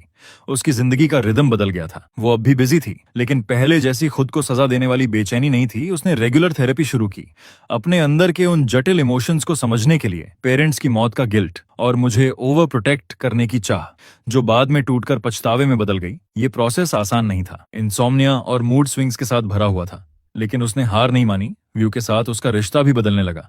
पहली बार उसने खुद उसे कॉल किया, एक लंबी ओवरसीज कॉल। उसने ज्यादा पुरानी बातें एक्सप्लेन नहीं की, बस दिल से थैंक यू कहा। उसे अपने भूले हुए हिस्से दिखाने के लिए उसने कहा कि वो उसकी डिस्टेंस और इनसिक्योरिटी समझती है, और साफ कहा, खून का रिश्ता हो या ना हो, अब हम फैमिली हैं, और मैं चाहती हूं कि हम सच में एक कनेक्शन बनाएं। नियन चांग सेंग फाउंडेशन भी लगातार बढ़ती गई। अब वो सिर्फ फाइनेंशियल हेल्प तक सीमित नहीं थी। उसने प्रोफेशनल टीम्स बनाई, medical social workers, psychological support, palliative care के लिए।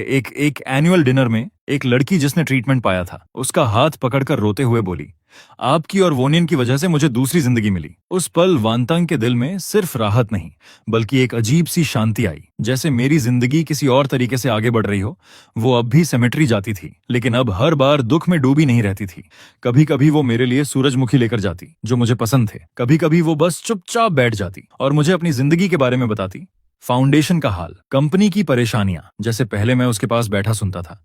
एक बार तो उसने चांग सेंग की छोटी सी कब्र के सामने एक नया टॉय भी रख दिया। चांग सेंग, इसका ख्याल रखना। वक्त उड़ता गया और फिर 2 साल और बीत गए। एक बिजनेस फोरम के बाद होटल के लॉबी में वांतांग की मुलाकात अचानक एक पुराने चेहरे से हुई। वही रिपोर्टर लिन, जिसने उस दिन डायरी को लाइव में पढ़ा था, अब वो मीडिया इंडस्ट्री में एक बड़ा नाम बन चुका था। उसके बालों में हल्की सफेदी आ गई थी। वो मुस्कुराते हुए आगे आया, लेकिन उसकी आंखों में अब भी एक हल्की सी तलाश थी। प्रेसिडेंट बो, बहुत समय हो गया। वांतंग ने शांत स्वर में हाथ मिलाया। रिपोर्टर लिन, कैसे हैं आप? दोनों होटल के कैफे में बैठ गए। थोड़ी देर सामान्य बातें करने के बाद लिन थोड़ी देर झिझका, फिर बोला, प्रेसिडेंट बो, इन सालों में आप ठीक हैं? वांतंग ने अपने कॉफी कप को धीरे धीरे घुमाया और खिड़की के बाहर चमकते शहर को देखते हुए कहा, ठीक कहूं तो पूरी तरह नहीं, लेकिन बुरा भी नहीं। मैंने खुद से समझौता करना सीख लिया है, पास्ट के साथ जीना सीख लिया है। शायद यही ग्रो करना होता है। बस इसकी कीमत बहुत बड़ी थी। वो थोड़ी देर रुकी, फिर बोली, उस डायरी ने बहुत लोगों को बदल दिया, मुझे भी। उसने मुझे जिंदगी की नाजुकता और रिश्तों की कीमत समझाई। मैं हमेशा आपको प्रॉपर्ली थैंक कहना चाहती थी, और सॉरी भी, उस वक्त जिस तरह आपने सब सामने लाया। लिन ने हल्की मुस्कान के साथ सिर हिलाया। मुझे थैंक आपको कहना चाहिए। आपने मुझे नियन नियन की आखिरी आवाज सुनाई। प्रोसेस दर्दनाक था, लेकिन अगर वो डायरी नहीं होती तो शायद आप हमेशा उस झूठ में जीती जो आपने खुद बनाया था, और वो उसके लिए अनफेयर होता। कुछ पल खामोशी रही, फिर लिन ने जैसे कोई फैसला लिया। उसने अपने बैग से एक हल्का सा पीला पड़ा एनवेलोप निकाला और वांटंग की तरफ बढ़ा दिया। वांटंग थोड़ी कंफ्यूज्ड हो गई। ये क्या है? लिन ने धीरे से कहा, ये उस समय डायरी के साथ मिला था, जब मैंने वोनान की चीजें अरेंज की थीं। तब मुझे लगा ये देने का सही समय नहीं है, इसलिए मैंने इसे अपने पास रखा। लेकिन अब मुझे लगता है ये आपको मिलना चाहिए। वांतंग का दिल एक पल के लिए रुक गया। उसने धीरे से एनवेलोप खोला। अंदर कोई लेटर नहीं था, बल्कि एक पुरानी सी कलर ड्राइंग थी, जैसे किसी नोटबुक से फाड़ी गई हो। उसके एजेस अनइवन थे। ड्राइंग में एक सीन था, नीला आसमान, चमकता हुआ सूरज, हरी घास, एक लड़की पोनीटेल में मुस्कुराती हुई। वो खुद थी, छोटी वांटांग। एक हाथ से एक छोटे लड़के का हाथ पकड़े हुए मैं, वॉनन, और दूसरे हाथ में एक छोटा पप्पी, चेंग सिंह। पीछे पापा और मामा खड़े थे, मुस्कुराते हुए। ऊपर कोने में टेढ़े मेढ़े लेकिन ध्यान से लिखे हुए शब्द थे, माई फैमिली, ऑथर वोनान, wish, I hope my sister always be happy. और पीछे और भी छोटे और जल्दी जल्दी लिखे शब्द बाद में जोड़े गए थे, sister, sorry and I love you. वांतंग की नजर धुंधली हो गई। उसे जैसे मैं दिख रहा था अपने आखिरी पलों में, दर्द से कांपते हाथों से ये ड्राइंग बनाते हुए। वो फैमिली जिसे वो सबसे ज्यादा चाहता था, लेकिन कभी पा नहीं सका। उसके दिल में कोई शिकायत नहीं थी, सिर्फ माफी और प्यार। वांतंग ने उस पतले कागज को कसकर पकड़ लिया, जैसे ये दुनिया की सबसे कीमती चीज हो। आंसू उस ड्राइंग पर गिरने लगे, लेकिन उसने जल्दी से उन्हें अपनी उंगलियों से पोंछ दिया, डरते हुए कि कहीं मेरे छोड़े हुए निशान मिट न जाएं। उसकी आवाज टूट गई। वो हमेशा मेरे बारे में सोचता था। लिन की आंखें भी भर आईं। उसने चुपचाप सिर हिला दिया। उस रात वंटंग ने उस ड्राइंग को केयरफुली फ्रेम किया, उसे अपने स्टडी में टांग दिया और उसके पास डायरी की कॉपी रख दी। वो काफी देर तक उसके सामने खड़ी रही, बस उसे देखती रही, बहुत देर तक। आने वाले दिनों में वांतंग फिर से वही पावरफुल सीईओ बन गई, बिजनेस वर्ल्ड में फेमस, और नियन चांग सेंग फाउंडेशन की फाउंडर भी। बाहर से वो पहले जैसी स्ट्रांग थी, लेकिन उसके दिल के सबसे गहरे हिस्से में उस 18 साल के लड़के, मेरे लिए और मेरे छोटे से पपी के लिए एक कोमल जगह हमेशा बनी रही। अब वो भूलने की कोशिश नहीं करती थी, उसने याद रखना चुन लिया था। वो इस भारी प्यार को अपने साथ लेकर दुनिया में आगे बढ़ती रही, वैसे ही जीने की कोशिश करती रही जैसा मैं उसे देखना चाहता था। उसे पता था कि जिंदगी की बारिश फिर कभी भी लौट सकती है, लेकिन अब उसके दिल में उसने मेरे और अपने लिए एक हमेशा का वार्म अम्ब्रेला बना लिया था। ये कहानी पूरी तरह हैप्पी एंडिंग नहीं थी, लेकिन अब इसमें एक सच्ची कंप्लीटनेस थी, घावों के साथ भी आगे बढ़ने की। उसकी जिंदगी धीरे धीरे एक नई नॉर्मेलिटी में बदल गई। वो ड्राइंग, माई फैमिली, उसके दिल के सबसे ठंडे कोने में एक छोटी सी रोशनी बन गई। उसने अपने दुख को मिटाया नहीं, लेकिन उस तीखे गिल्ट को कम कर दिया। अब उसे समझ आया कि मैं उसे सिर्फ दर्द और पछतावा देकर नहीं गया, बल्कि एक सच्चा साफ प्यार और दुआ भी देकर गया हूँ। और यही समझ उसे सच में आगे बढ़ने की ताकत दे गई। उसने अब अपनी जिंदगी को खुद शेप करना शुरू किया, सिर्फ काम तक सीमित नहीं रही। उसने अपने पुराने शौक, ऑयल पेंटिंग को फिर से शुरू किया, वीकेंड क्लासेस ज्वाइन की, स्टूडियो में टर्पेंटाइन की खुशबू, ब्रश के कैनवास पर चलने का एहसास उसे एक पुरानी शांति देता था। वो लैंडस्केप्स बनाती, स्टिल लाइफ बनाती, लेकिन कभी इंसानों को पेंट नहीं करती, खासकर अपनी फैमिली को नहीं, क्योंकि वो एक ड्राइंग जो मैंने बनाई थी वही उसके लिए इनाफ थी। उसे खराब करने की हिम्मत नहीं थी। वायु के साथ उसका रिश्ता भी अब नेचुरल हो गया था। ग्रेजुएशन के बाद वायु वापस देश आया, लेकिन बीओ ग्रुप में नहीं गया। उसने अपनी मेहनत से एक टेक पब्लिशिंग कंपनी ज्वाइन की। वंतंग ने उसकी चॉइस का रिस्पेक्ट किया। जब भी उसे गाइडेंस चाहिए होती वो एडवाइस देती। ऑर्डर नहीं, कभी कभी दोनों साथ खाना खाते, काम की बातें करते, जिंदगी की बातें करते, जैसे एक नॉर्मल भाई बहन। एक बार वायु अपनी गर्लफ्रेंड को उससे मिलाने लाया। लड़की थोड़ी नर्वस थी। वांतंग ने मुस्कुराकर उसे रेड एनवलप दिया। अच्छे से रहना, एक दूसरे को समझना। उस पल उसे लगा, अगर मैं होता तो शायद वो भी ऐसी ही मोमेंट्स जीती। फाउंडेशन भी धीरे धीरे और बड़ी होती गई। अब वो मेडिकल रिसर्च इंस्टीट्यूशंस के साथ काम कर रही थी। लिवर कैंसर की अर्ली डिटेक्शन और टारगेटेड ड्रग्स पर रिसर्च फंड कर रही थी। वांतांग अब सिर्फ इन्वेस्टर नहीं थी, वो खुद प्रोजेक्ट डिस्कशंस में हिस्सा लेती, पेशेंट्स के परिवार की नजर से सुझाव देती। एक मीटिंग में एक यंग रिसर्चर एक्साइटेड होकर बोला, ये नई detection technology early liver cancer detection rate को 30% तक बढ़ा सकती है। ये सुनकर वांतांग की आंखें भर आईं। उसे याद आया, जब मुझे डायग्नोज किया गया था तब बहुत देर हो चुकी थी। उसने अपनी हथेली कसकर दबाई, इमोशंस को कंट्रोल करने के लिए। अगर ये पहले होता। यही सोचकर उसने और भी मजबूती से ऐसे प्रोजेक्ट्स को सपोर्ट करने का फैसला किया। समय धीरे धीरे बहता रहा। फिर एक ऑटम की शाम वांटंग को एक कॉल आया। ये नर्सिंग होम से था, वायु का नहीं, सियांग का। मिसेज सियांग की तबीयत खराब है, कंडीशन ज्यादा अच्छी नहीं है, वो आपसे मिलना चाहती हैं। वांटंग ने तुरंत अपने सारे प्लान्स कैंसिल किए और उस छोटे शहर की तरफ ड्राइव की, हॉस्पिटल रूम में, जहां डिसइंफेक्टेंट की गंध फैली हुई थी। सियांग पहले से काफी कमजोर लग रही थी, चेहरा पीला था, लेकिन आंखें अब भी साफ थीं।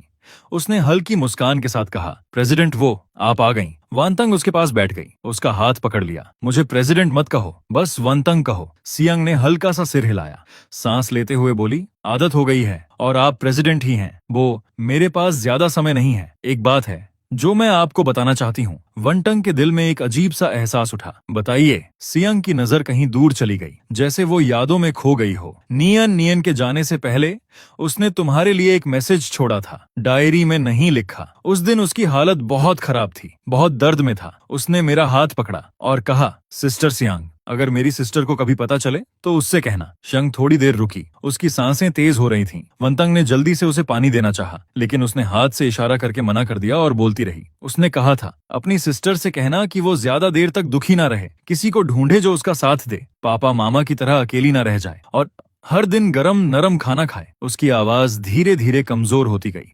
आखिरी शब्द तो जैसे सुनाई ही नहीं दिया। वांतंग की आंखों से आंसू चुपचाप गिरने लगे। ज्यादा देर तक दुखी मत रहना, किसी को ढूंढ लेना, रोज गरम खाना खाना, यही थे उसके छोटे भाई के आखिरी ख्याल। वांतंग का गला भर आया, उसने अपना चेहरा हथेली में छुपा लिया। सियांग धीरे से बोली, वो बेवकूफ लड़का, उसने कभी तुम्हें ब्लेम नहीं किया, हमेशा कहता था मेरी सिस्टर दुनिया की सबसे अच्छी सिस्टर है। कुछ दिनों बाद सियांग भी अपनी बीमारी से हार गई। वांतंग ने उसे मेरे पास ही दफना दिया, मेरी कब्र के पास।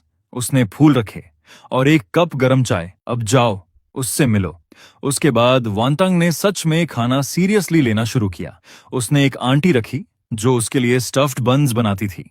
कभी कभी खुद भी खाना बनाना सीखती। किचन की गर्माहट उसे एक अजीब सा सुकून देती। एक दिन उसे कॉल आया, प्रोजेक्ट सक्सेसफुल हो गया था। दूसरी तरफ से खुशी से भरी आवाज आ रही थी। वाटंग सुनते सुनते हल्का सा मुस्कुरा दी। वो किचन में गई, उस वार्म लाइट में खड़ी होकर। पहली बार उसने आंसू नहीं बहाए, बस धीरे से कहा, मैं अच्छे से जीऊंगी, तुम्हारे प्यार के साथ आगे बढ़ूंगी। वो अब भी सेमेट्री जाती थी, लेकिन अब जैसे पुराने दोस्तों से मिलने जाती हो। एक केटल लेकर जाती और उन्हें अपनी जिंदगी की बातें बताती। रूम की रोशनी और उसकी आवाज उसे याद दिलाती कि प्यार अब भी मौजूद है। नियन चांग सेंग फाउंडेशन अब लाखों लोगों की मदद कर रही थी। अर्ली डिटेक्शन प्रोग्राम्स ने अनगिनत जानें बचाईं। हर बार जब वो ऐसी खबर सुनती, उसके दिल का पछतावा थोड़ा हल्का हो जाता। एक इंटरनेशनल चैरिटी फोरम में लोगों ने कहा, नियन चांग सेंग एक फिलॉसफी जैसा है, रियल लाइफ से निकला हुआ। वंटंग ने हल्की मुस्कान के साथ कहा, असल में ये मेरे सीखने की वजह बन गया है। वायु का करियर भी सक्सेसफुल हो गया। टेक फील्ड में उसने अपना नाम बना लिया। वो अपनी गर्लफ्रेंड लिन वेई को वांतांग से मिलाने लाया। उसने जो ब्रेज्ड पोर्क बनाया था, उसमें उसकी माँ की कुकिंग की झलक थी। वंटंग के दिल में एक हल्की गर्माहट उठी। समय बीतता गया, 10 साल गुजर गए। वंटंग के बालों में सफेदी आ गई। उसकी आंखें अब ज्यादा शांत थीं। उसने धीरे धीरे अपने ऊपर का बोझ कम किया, स्ट्रैटेजी और चैरिटी पर फोकस करने लगी। अपने गार्डन में सूरजमुखी और सफेद क्रिसैंथेमम्स लगाए। एक डॉक्यूमेंट्री डायरेक्टर ने उससे कांटेक्ट किया। नियन चांग सेंग की कहानी पर फिल्म बनाने के लिए वंटंग ने सोचकर हाँ कहा, लेकिन एक कंडीशन रखी, सच्चाई दिखाई जाए और फोकस फाउंडेशन के काम पर हो। कैमरा में वो शांत और कॉन्फिडेंट दिख रही थी। जब वो फाउंडेशन की बात करती, उसकी आंखों में चमक आ जाती। किसी ने पूछा, आप उस अंधेरे से कैसे बाहर आईं? वॉन्टंग ने धीरे से कहा। बाहर नहीं आई, बस उसे अपने साथ जीना सीख लिया। जिनसे हम प्यार करते हैं वो हमेशा हमारे अंदर का हिस्सा बन जाते हैं। डॉक्यूमेंट्री ने लोगों को गहराई से छू लिया। उसकी कहानी एक एग्जाम्पल बन गई। टूटने के बाद खुद को दोबारा बनाने की व्यू की शादी में वनटंग स्टेज पर खड़े नए जोड़े को देख रही थी और अनजाने में सोच रही थी, अगर नियन नियन होता तो शायद वो भी यहाँ होता, उसके पास खड़ा, मुस्कुराता हुआ। कुछ लोग भले ही हमारे साथ मौजूद ना हो, फिर भी वो हमारे लिए खुश होते हैं। सिस्टर, तुम्हें खुश रहना चाहिए। समय बीतता गया।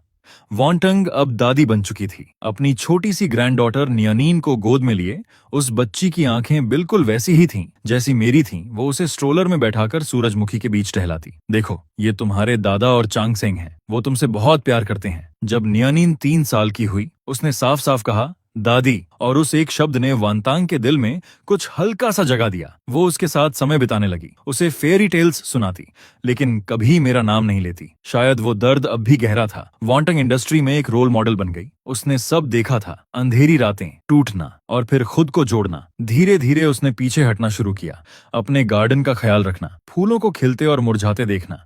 एक रात नियानिन ने आसमान की सबसे चमकीली स्टार की तरफ इशारा किया। दादी, वो चमक रहा है। वांतंग ने मुस्कुराकर कहा, शायद तुम्हारे दादा हमें देख रहे हैं। उसके 70वें बर्थडे पर वायु ने उसे एक हैंडमेड फोटो एल्बम दिया।